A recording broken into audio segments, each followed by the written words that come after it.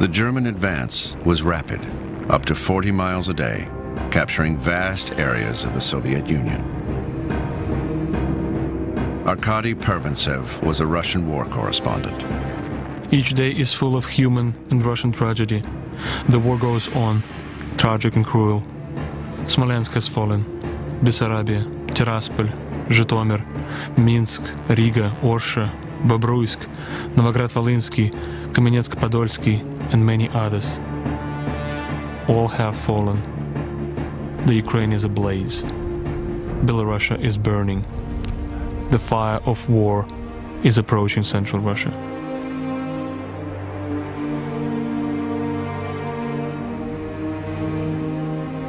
Over 3 million Soviet soldiers were captured.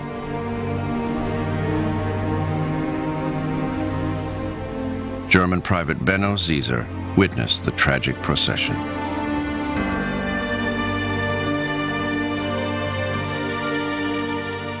We suddenly saw a broad earth-brown crocodile slowly shuffling down the road towards us. From it came a subdued hum, like that from a beehive.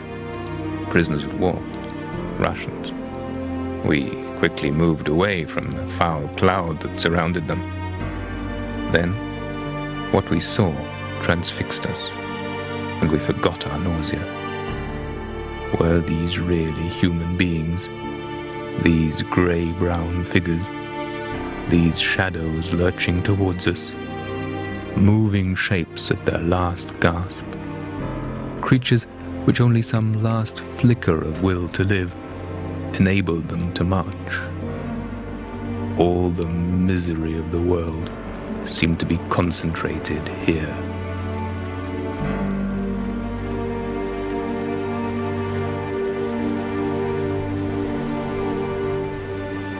Battlefield brutality and years of propaganda had created a hatred and a contempt that made the killing of prisoners permissible. 21-year-old Hugo Lapp was a gunner with Panzer Group 23. Dear Mother, each time when I look in the faces of the captured Russians and I see the scum of their Asian vile, then I am convinced over and over again that this battle is necessary to guarantee the survival of our homeland and culture. Often we don't have time to take prisoners, and in order that they can't attack us from our backs, we bump them off, there and then. All this killing requires strong nerves. One of our lads couldn't take it any longer. He killed himself.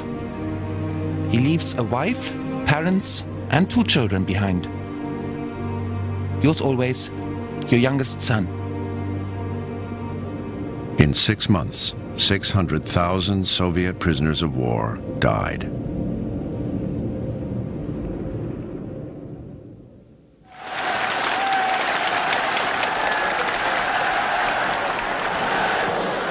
In August 1941, Hitler visited the Eastern Front. Euphoric from German victories, the vision of a 1,000-year Reich, a new world order, was still clear in the mind of the Führer. German tanks were now approaching Moscow. In the Soviet capital, there was panic and fear of total collapse. German Colonel Kress shared the Führer's confidence. September 1941. There is no need for us to be in a hurry for Moscow. The fact that the Russians are throwing more and more troops against us makes no difference to us. We will take Moscow when we want to. But the Germans were beginning to respect their enemy.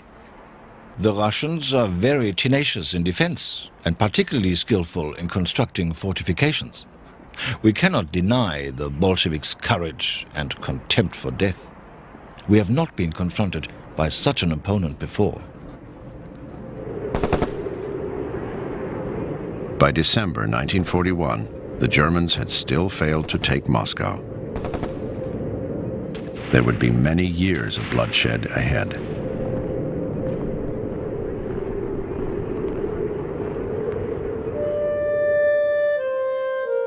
Then, the United States entered the war. December 7th, 1941, a date which will live in infamy. After President Roosevelt addressed the nation, George Rodemaker of the U.S. Navy wrote in his diary, "Well, it's come at last. Japan has bombed the naval base at Pearl Harbor, Hawaii, and the city of Honolulu. Listen to flashes over the radio. The consensus of opinion is that the whole world will be in actual conflict by this afternoon." A European conflict had become a world war.